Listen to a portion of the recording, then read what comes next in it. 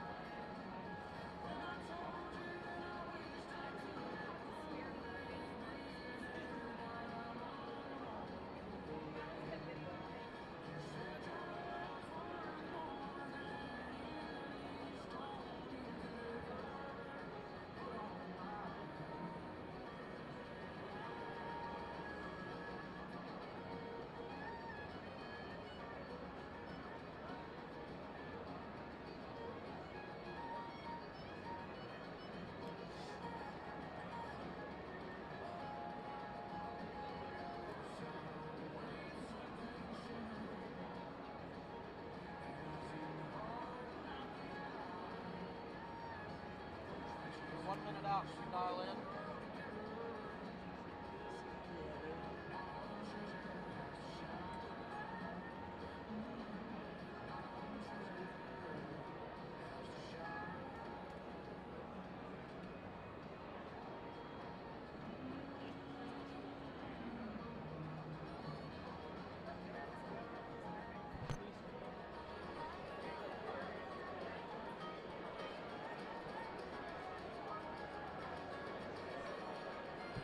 Hi, yes. 10 out, you say?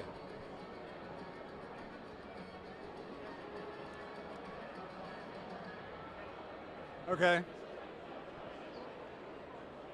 Okay, thank you.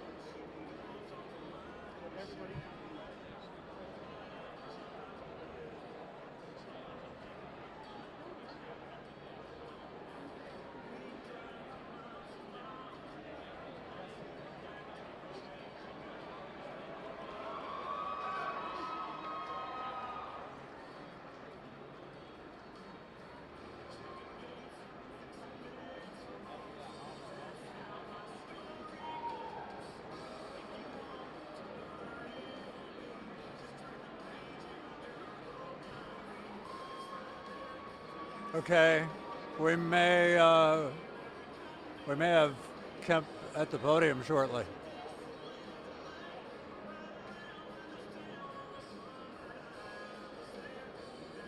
Do you have podium audio? Would you have to switch from me to? Turn you down, turn that one up. Okay. Yes, of course. I'm gonna see if I can get the guy in the.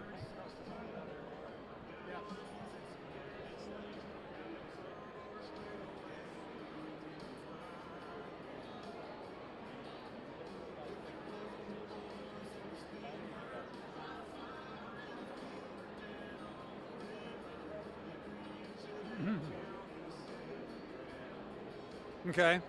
Do you have a shot? Go. Thank you.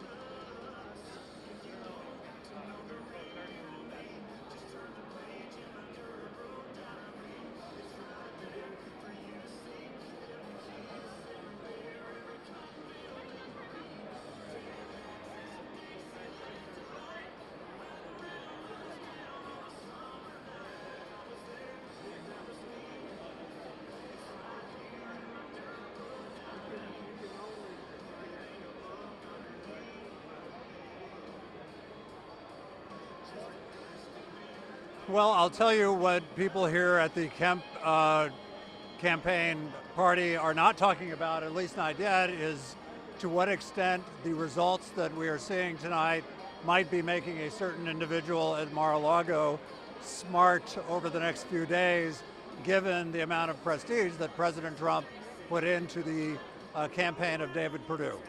They're not talking about that here. Instead, what they're talking about generally is that Governor Kemp not only ran a good campaign, but that he also had a really good legislative session at the start of this year, which provided tax cuts for people, which provided raises for school teachers, in addition to a lot of popular programs that conservatives like a lot. What we think is that Governor Kemp is going to speak into this room pretty soon and perhaps relay all that as well. A few minutes ago, I talked with a former state senator, Don Balfour, who talked about the lead up that Kemp had to this night.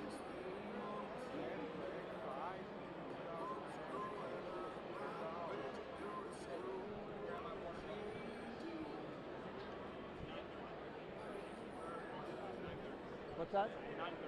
Thank you.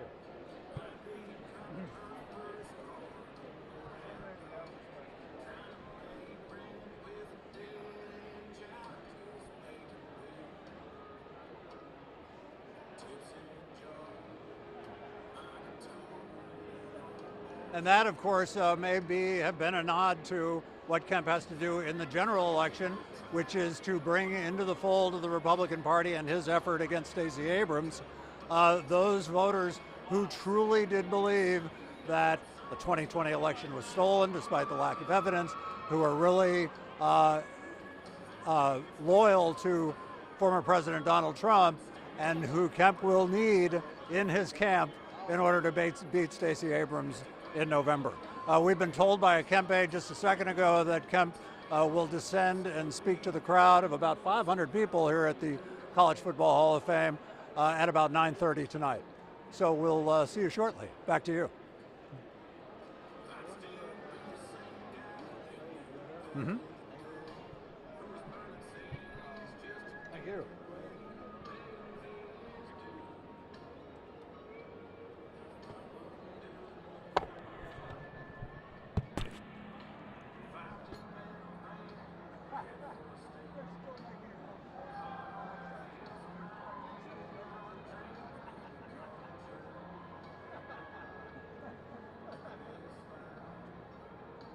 Like I was born.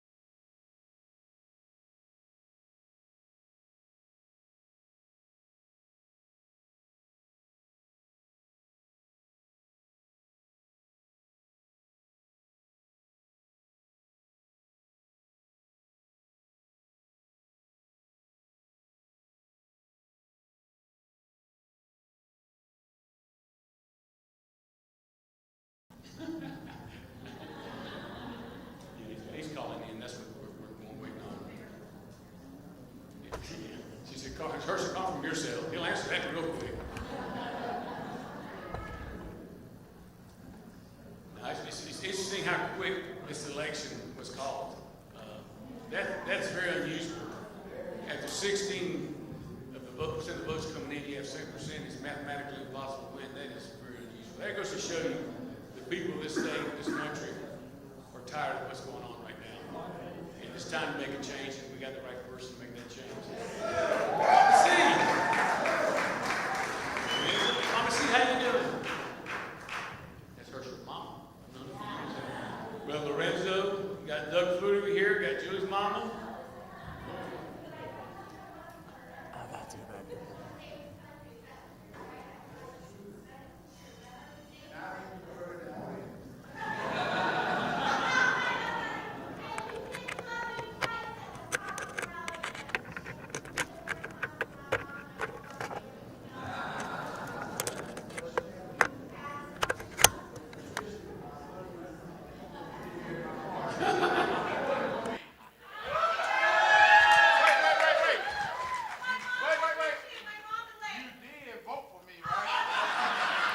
Yeah, really. So did Raphael Warnock.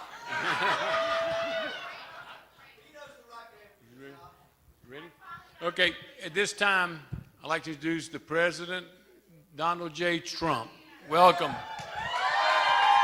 Thank you very much, Herschel, and congratulations. Those are great numbers.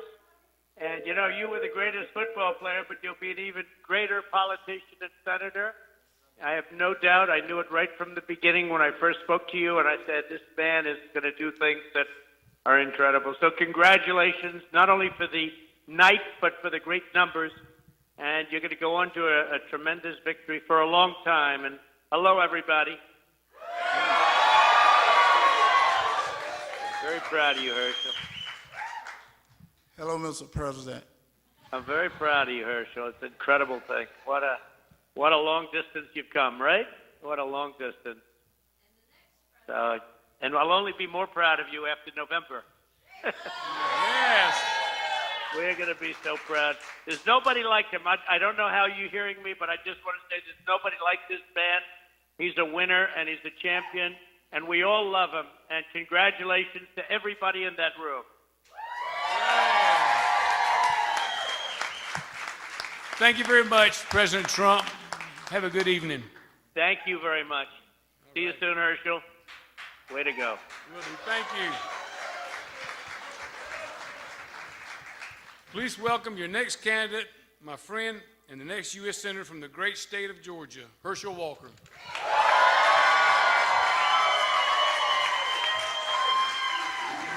I can't give up. I can't give up now. See, I've come through far.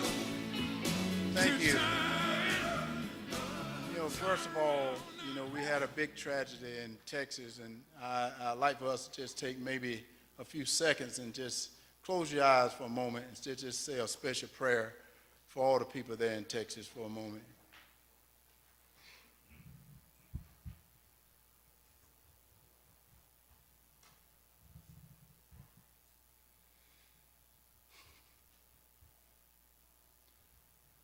And thank you, Georgia.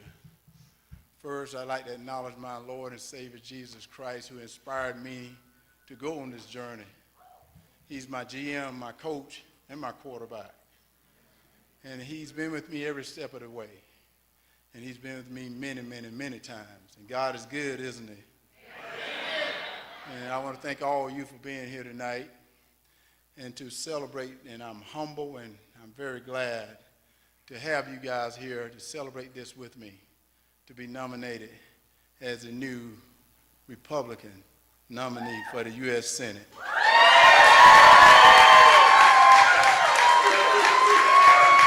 And as you can see, I don't look like a politician.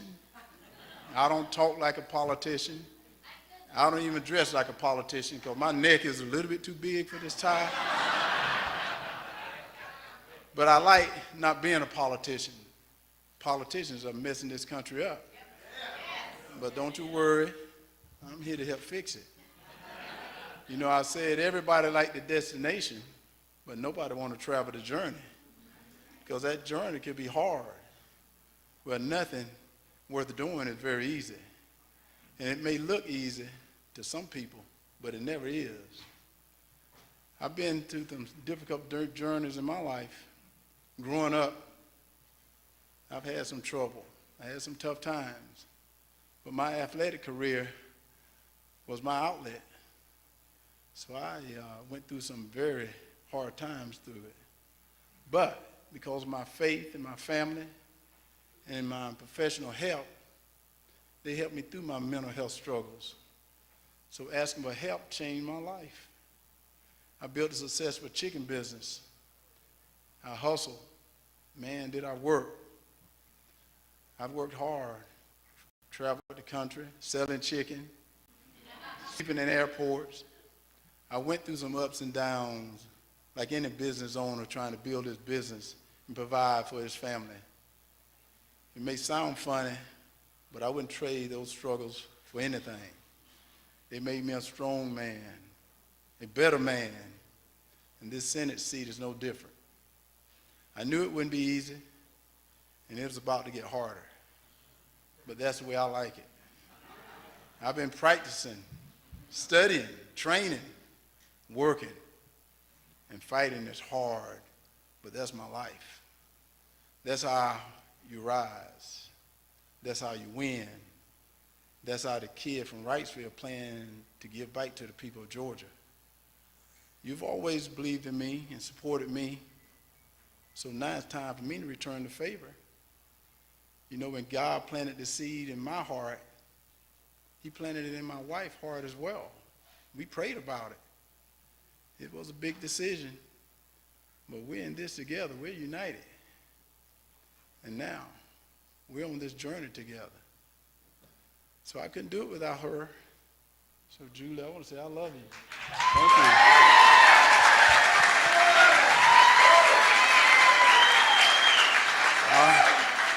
I want to thank my mom and thank my children and the rest of my whole wonderful family. I love you all as well. I also want to thank my campaign staff, my volunteers, and all the people that are part of Team Herschel. I know it's been hard. You worked hard, but you're the best. You've proven that. And I also want to thank my primary opponents for their willingness to step into the ring and take the chance to represent this good state of Georgia. I know you want what's best for this state. I appreciate your service. There's always be room on Team Herschel, and I hope you join us. Since I started playing football, people would come up to me and ask for autographs. They want to talk about sports. I always enjoyed it. But for the last couple of months, people ask about different things that are going on in their life because they're hurting, they're scared. I see it in their eyes. They can't afford food. They can't pay for gas. They're sick of what's happening in the schools. They don't even feel safe no more. They feel like their dreams and everything they work for is slipping away. The America they've known is slipping away. They share their stories with me. They believe I can help them. Be their voice, fight for them. They're the reason I entered this race. I'm not in it for fame. I got that.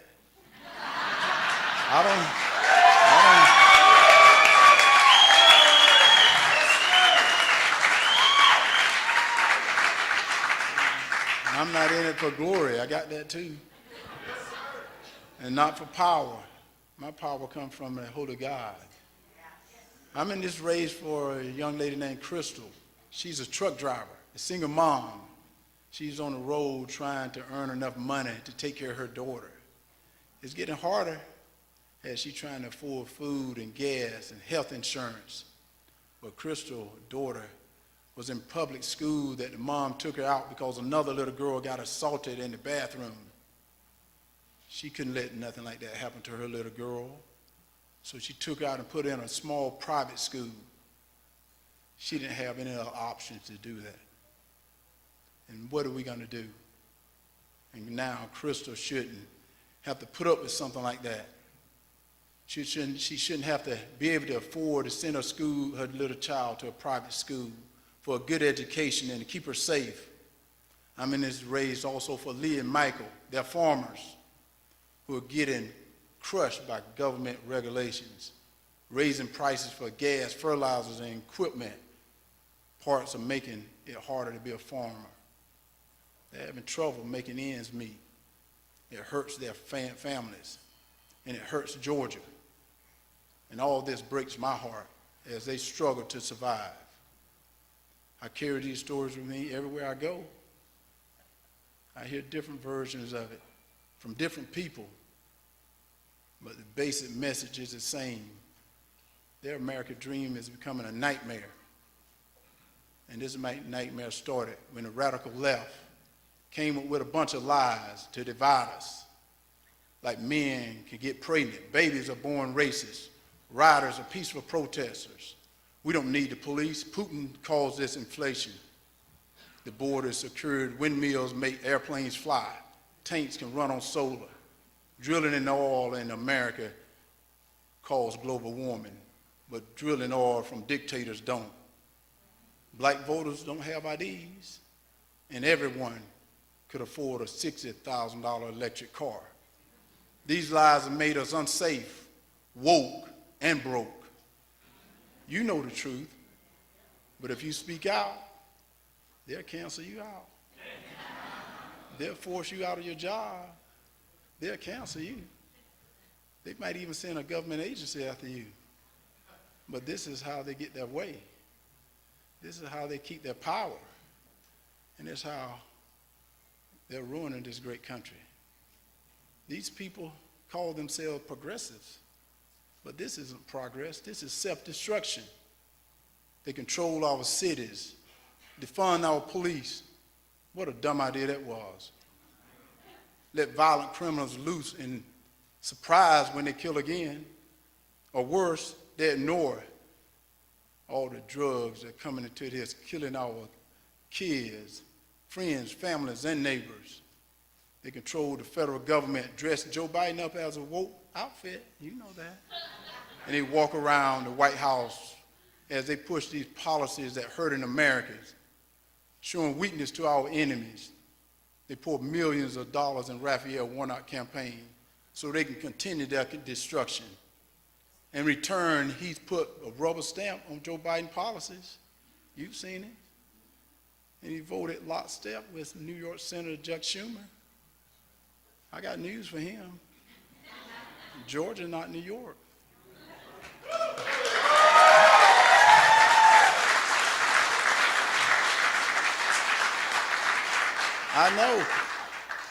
I know because I was Georgia born, Georgia bred, and when I die, I'll be Georgia dead. I know where Georgia stands, and I stand with you.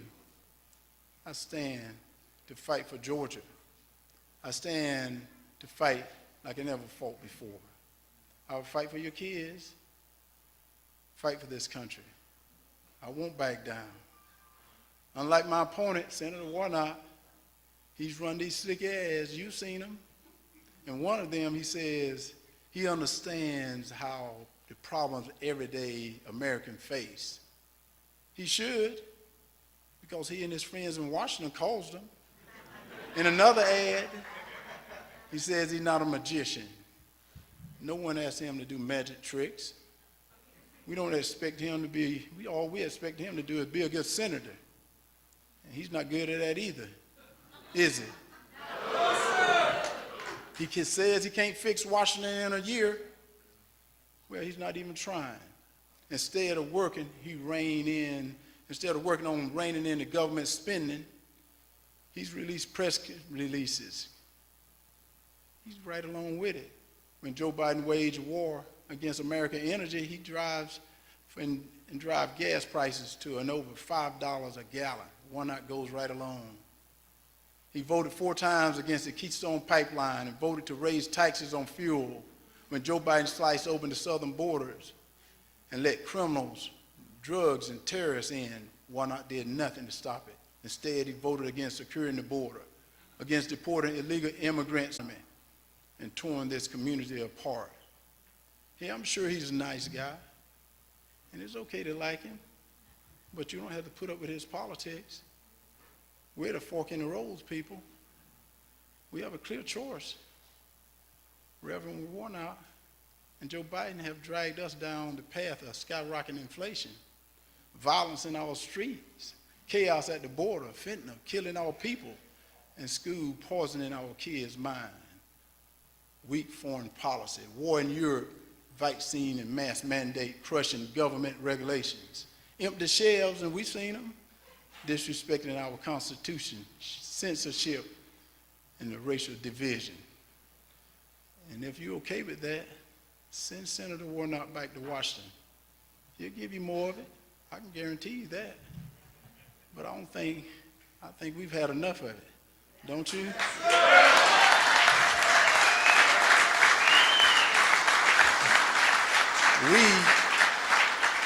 We can't afford to be on that road because the toll and the price is too high. So run with me on a much better road, a road to the America's dream. It's a big, beautiful road that's open to everyone. It doesn't matter where you came from and what color you are. It's a road where everyone has the freedom to speak their mind, the freedom to keep all their hard-earned money, freedom to practice and their faith and make your own medical decisions, freedom to protect your family and yourself. It's a road that allows us to produce our own energy instead of asking enemies to produce it for us. It leads to securing our borders, safe communities, school choice, parents' rights, fairness with female athletes, smart foreign policies, less red tape for businesses, less government spending, better health and care, and most of all, unity. In America, we don't have to agree on everything, but we sure hear everyone out. We can accomplish a lot together. But first, we have to focus on our common goals instead of our differences. I got to warn you, though, it's going to be a bumpy ride because the people in Washington who want to stay in power will come after me with more lies and attacks. They'll come after you, too. But I'm prepared to take the hits. The harder they come, the harder I will fight. And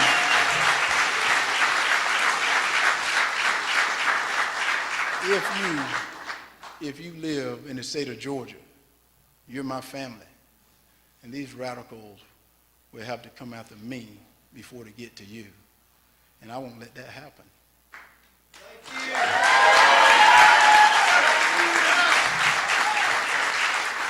We won the conference, but the big game is in November. We have to get ready. I need all of my team. I need all Republicans, including those that voted in my primary opponents.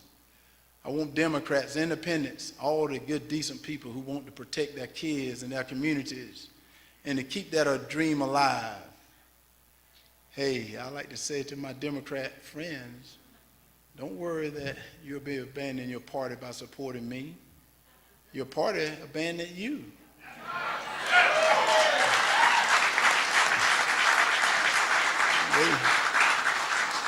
They put a bunch of maniacs who drunk for power behind the wheel. They left you T-bone, stranded in the rain by the roadside. But I see you, and I pick you up and take you home. The important thing to remember is this election is not about Republicans or Democrats. It's about America saving this country from a group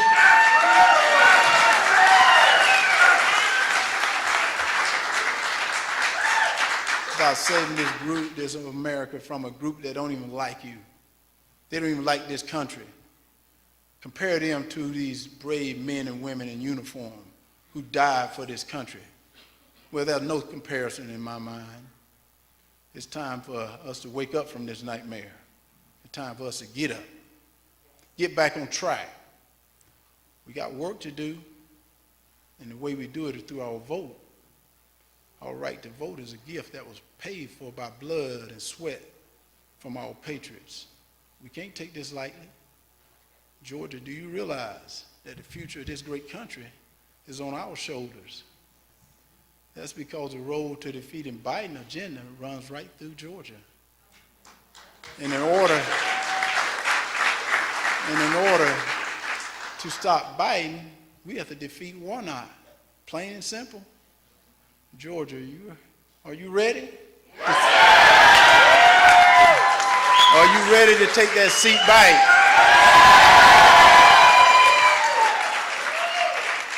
Are you ready to take this country back? And what I'd like for you to do is join Team Herschel, make a donation, volunteer to help, and in November, vote Herschel Jr. Walker for your U.S. Senate. All right? And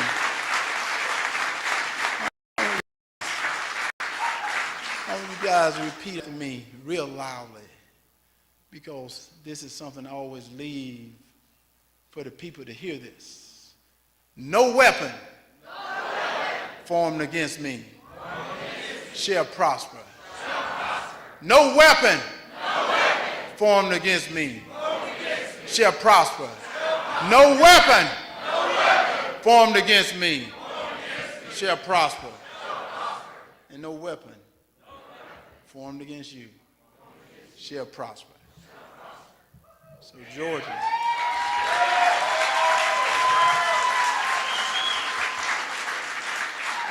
Georgia, are y'all ready? Boom!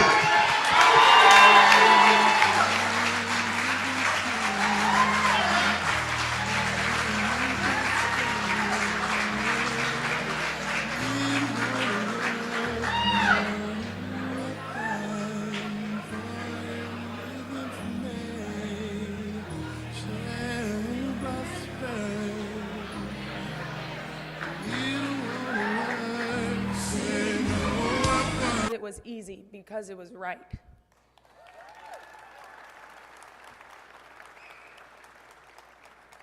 And Dad, I always want you to know I will fight and stand with you in the trenches.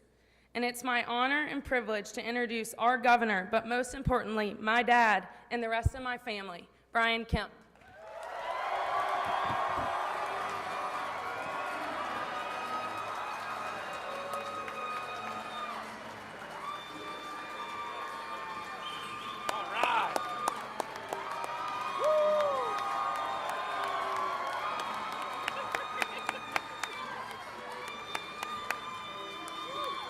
Man.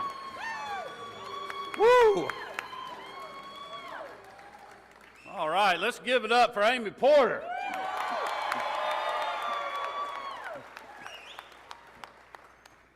What a great night to be a Georgian, everybody.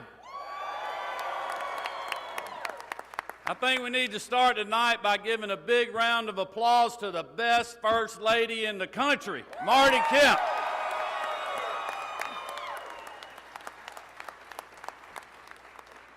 Marty and I are so blessed to be here with you all tonight, and especially to have our three daughters with us, Jarrett, Lucy, and Amy Porter. We are so proud of them, y'all. Thank y'all for your hard work and what you have been doing. As you all know, we started this journey as a family, and I couldn't be more thankful to have these four Kemp Strong ladies by my side through it all. I also want to thank my mom, Ann Cabness, for being here, for my sister Julie Reef and her family for being here. They have been great warriors for us as well. Thank you guys. Looking at the results tonight, it looks like Team Kemp has chopped a lot of wood over the last few months.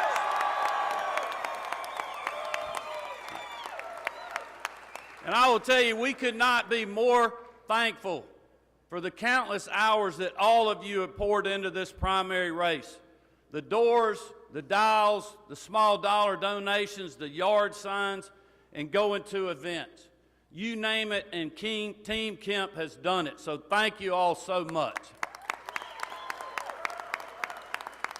And as we have always said, Team Kemp has always been built from the grassroots up, and this race has been no different. You have honored us with your time, with your efforts, and with your resources, but most importantly, with your belief in our campaign, and we cannot thank you guys enough. God bless you all. Thank you.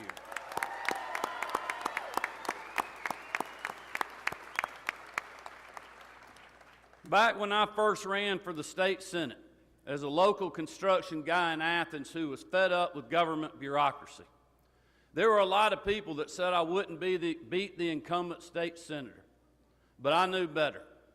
I knew that hard-working Georgians felt the same way that I did, that government was too big and politicians were not listening.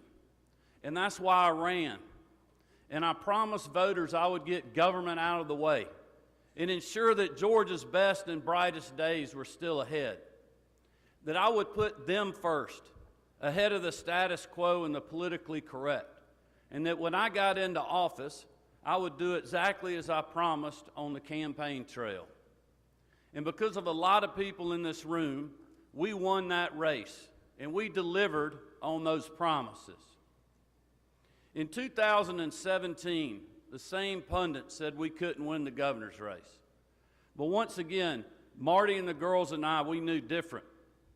You see, I had been to all 159 counties in this state, driving around in that green machine that Amy Porter mentioned. I know you all have seen it. And I slept on more than a few sofas. And we ate at just about every diner and meat and three that we came across. And I wasn't worried about what the political class had to say, because I was listening to the waitress at the barbecue joint in Rennes. I was listening to that dirt farmer in Dawson, the community banker in Blairsville, and the people of Quitman County who just wanted a grocery store in their community so they wouldn't have to drive across the state line to get food for their families. These hard-working Georgians knew the worth of a good-paying job, of safe communities and strong families. And they were telling me they didn't want more of the same. They wanted someone who would fight for them and for their values, someone who would put them first. Voters wanted someone that would look them in the eye and tell them the truth and then do what they said they would do. So in April of 2017, I did what a lot of people said I shouldn't have done. We did what we felt we were called to do. And you know what? We were right.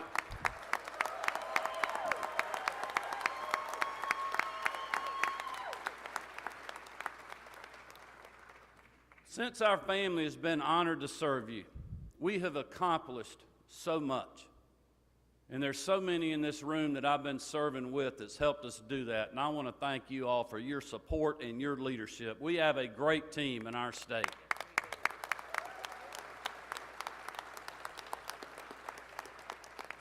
No one could have predicted the unprecedented challenges that we would all face together. But we hunkered down and we emerged stronger than ever. And we stood up for life at the heartbeat. We cracked down on gangs and human trafficking. We expanded access to rural broadband. We lowered the cost of health insurance. And we back and will continue to back our men and women in law enforcement.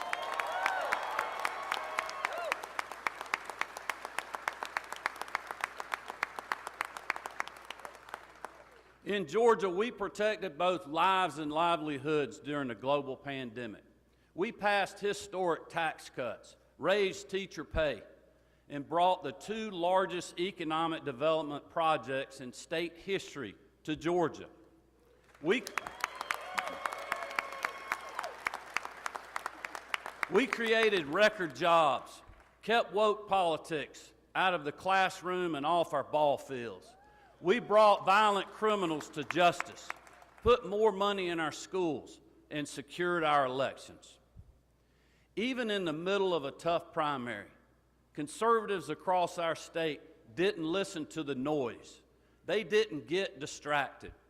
They knew our record of fighting and winning for hardworking Georgians. And tonight, because of your support, Georgia Republicans went to the ballot box and overwhelmingly endorsed 4 more years of our vision for this great state.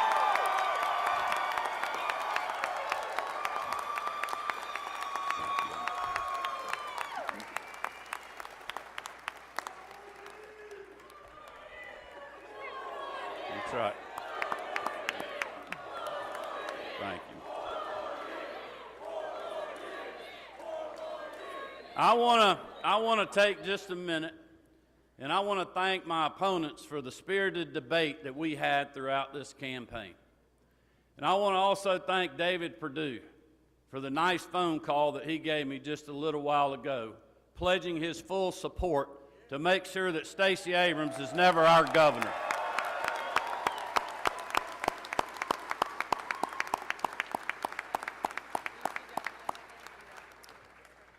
But I want to be crystal clear with all of you here tonight.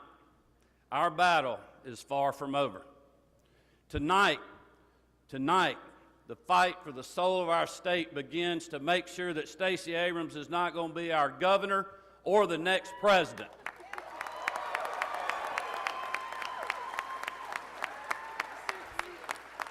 And the reason that's so important is because Abrams would take Georgia in a completely different direction.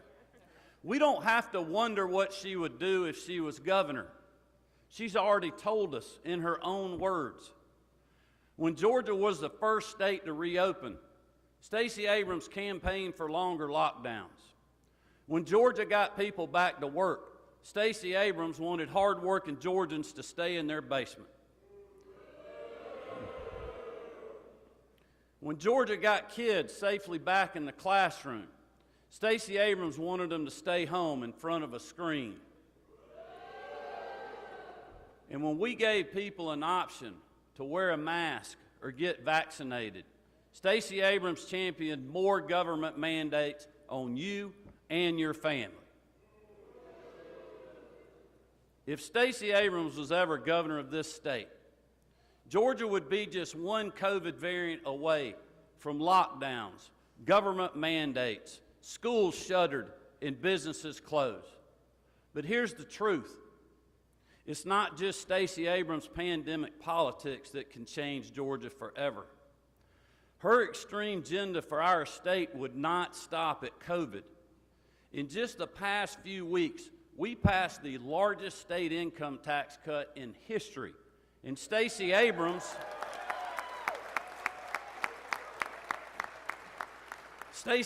wants to raise your taxes. We're sending over $1 billion back to you, Georgia taxpayers, to help you deal with Biden's 40-year high inflation. Stacey Abrams disagrees with this. She thinks state government should keep more of your hard-earned tax dollars. We passed common sense legislation that gives parents a voice and keeps partisan agendas out of our schools and off our ball fields.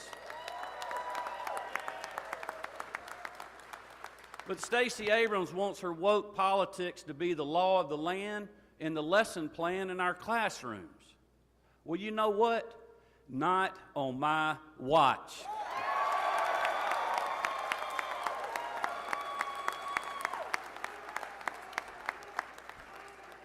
Because I know, and the people that I've been serving in that beautiful gold dome up the street know, our kids matter. Our parents matter, and we will not back down. Over the last 3 years, we've passed legislation that toughens penalties on criminals and prevents local governments from defunding the police. Stacey Abrams has supported the defund the police movement. Stacey Abrams may have made excuses about a scheduling conflict when Joe Biden came to town. But the truth is this: she has embraced the disastrous Biden agenda at every single turn. Folks, you can see the choice on the ballot this November is crystal clear. Stacey Abrams' far-left campaign for governor in 2022 is only a warm-up for her presidential run in 2024. In fact, just a few days ago, Abrams was pretty honest about what she thinks about our great state. In front of a bunch of Democratic activists, she said she was tired of hearing how Georgia's the top state for business because she thinks we're the worst state to live in. I don't know about you. I don't know about you. I don't know about you. But I love being in the best state for business, and I love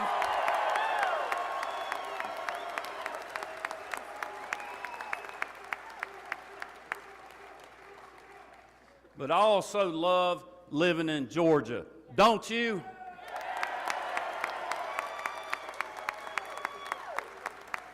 That's why we're in the fight for the soul of our state. But here's the truth. Georgia will never be on Stacey's mind because her priorities are not our priorities. Her radical ideas are meant to please people in New York, California, and Chicago who are funding her campaign, so she can head straight out to Iowa or New Hampshire next year, leaving you, hard-working Georgians, behind to pick up the pieces. But unfortunately for Stacey Abrams, the people of our state aren't going to be used as a stepping stone to the White House.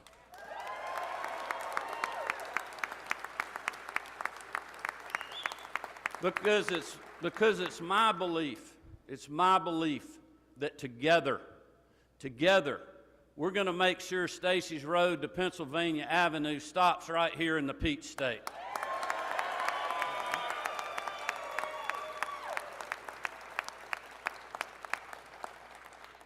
Because when Stacey's running for president, our campaign is going to be about building a safer, stronger state right here in Georgia, where our citizens have great opportunities to get a job, build a business, start a family, and achieve the American dream, no matter your zip code.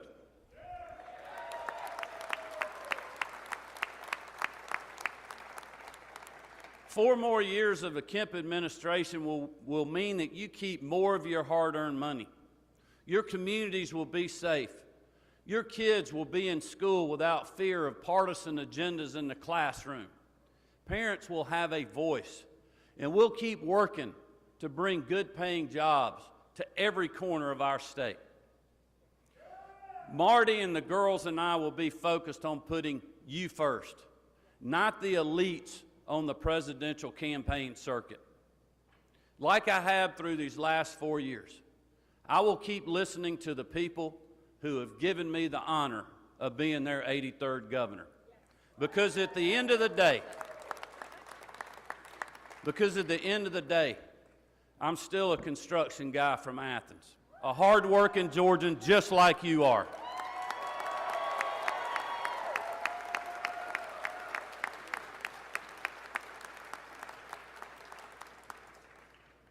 But I want to warn everyone here tonight, make no mistake, this road will not be easy. The other side, as we know, is going to have the media. They're going to have the money. They're going to have every left-wing politician in the country coming down here to tell you who your next governor should be. The pundits have already started doubting us. They say Stacey's too tough to beat, for the second time, I might add.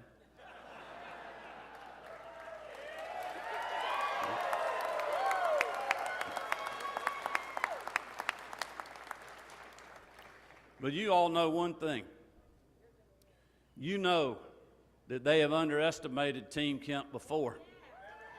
And that's why we got to have everyone here tonight and our friends and followers all over this state to be in the fight with us over the next 5.5 months.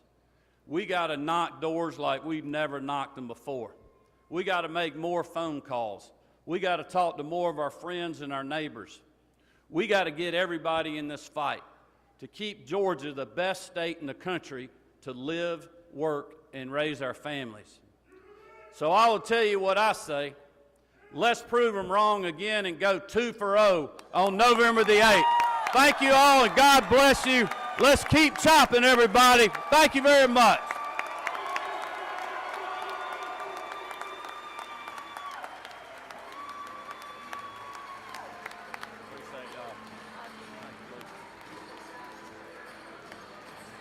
I'll keep chopping out there.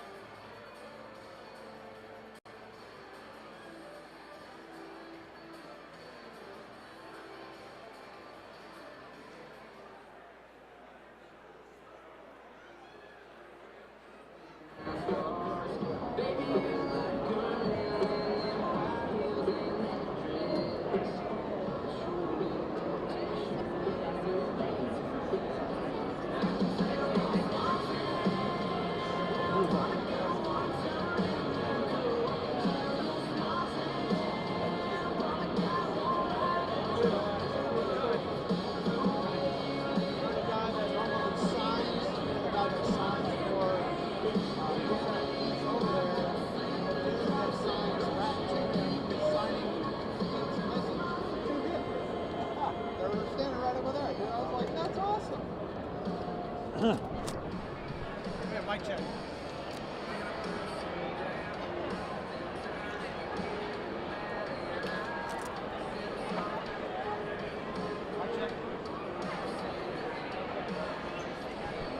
Hi, 1, 2, 3, 4, 5.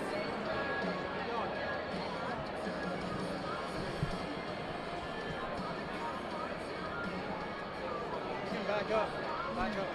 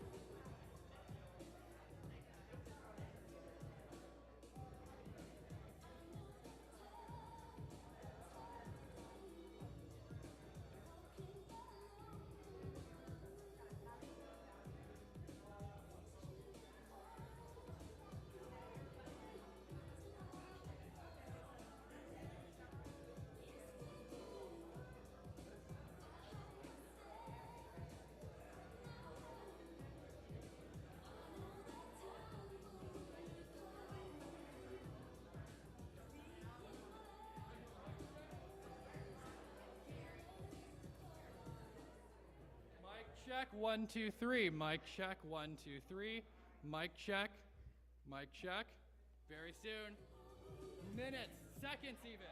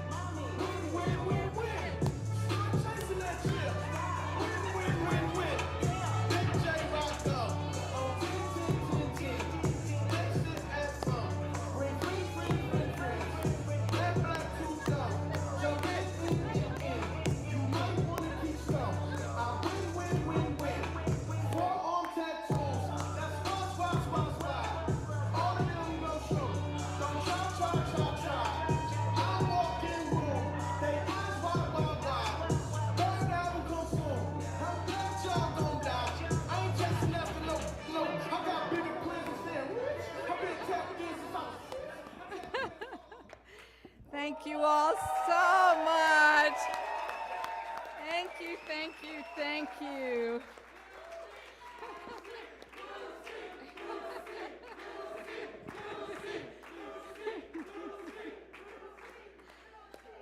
Well, I am so excited.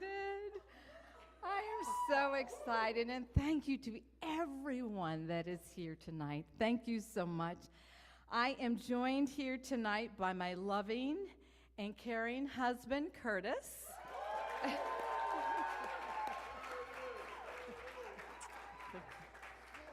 My daughter, Teresa. I am so happy that she's here, and I look forward to what the future will bring for the both of us. And my sister, Lisa, who has been with me through thick and thin each and every race. This is my super volunteer.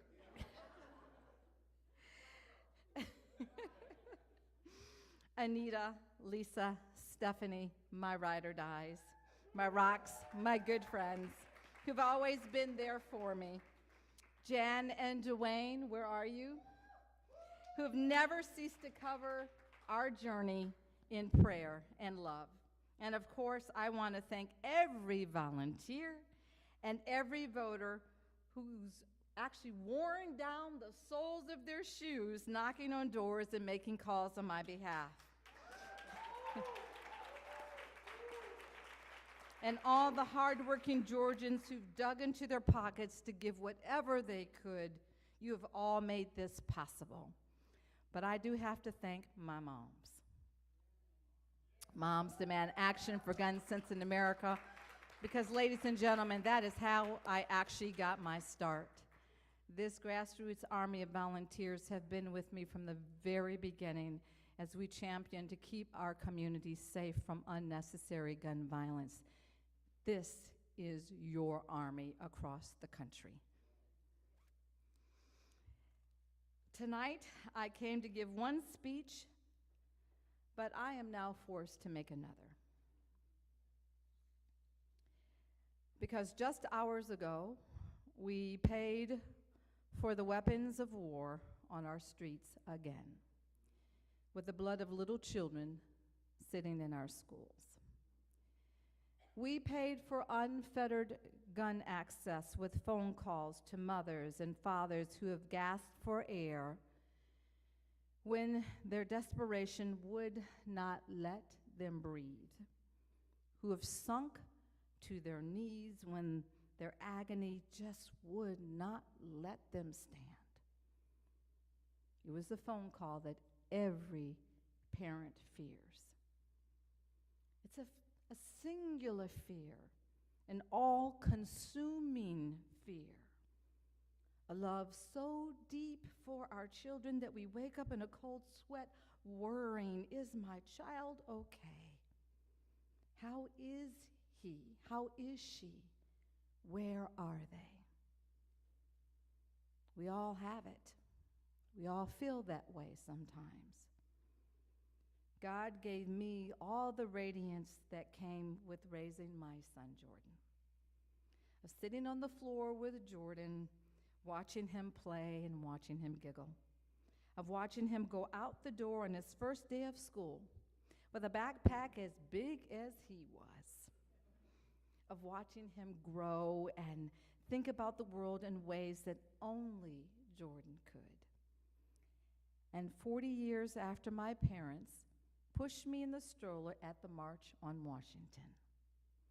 40 years after they had fought against the racism that made them separate but entirely unequal.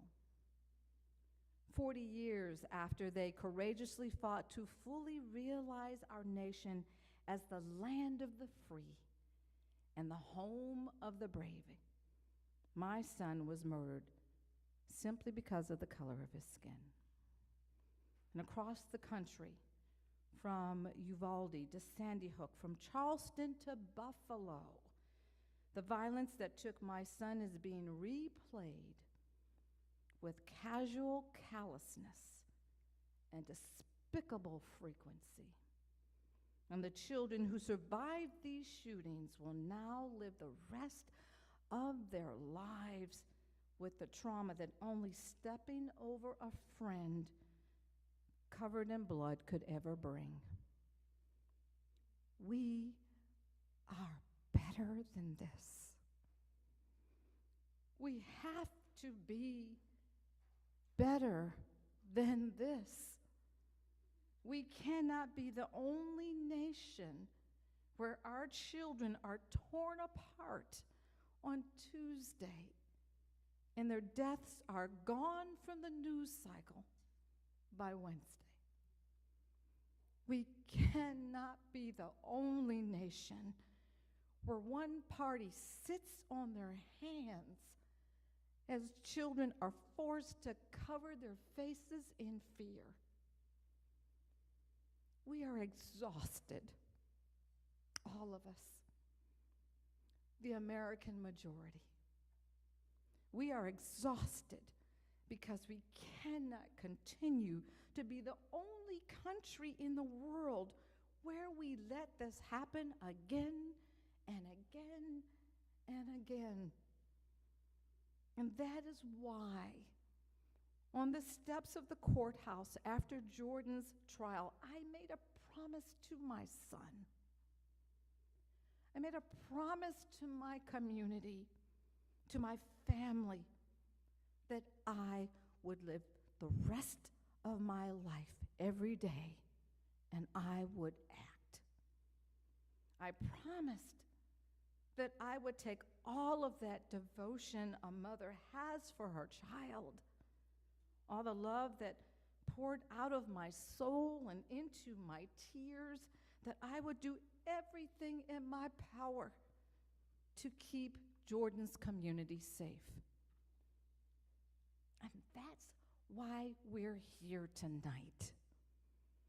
We are here because this isn't just a policy agenda.